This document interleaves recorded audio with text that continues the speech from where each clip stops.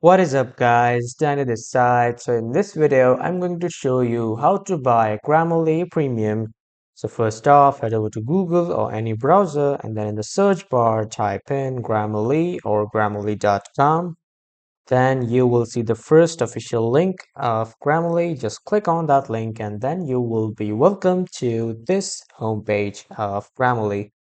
So if you are new here, just simply sign in with your email and password, or if you have previously visited Grammarly or you already have an account on Grammarly, you will directly be redirected to this homepage of Grammarly.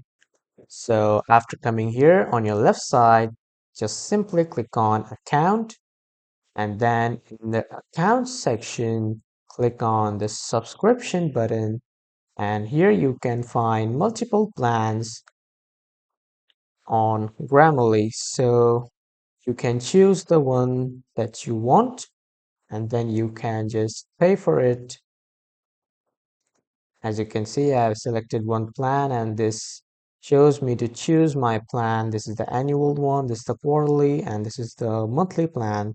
I can just select and pay for one plan. So this is how you can buy Grammarly Premium, and that was all for this video everyone. Thank you for watching.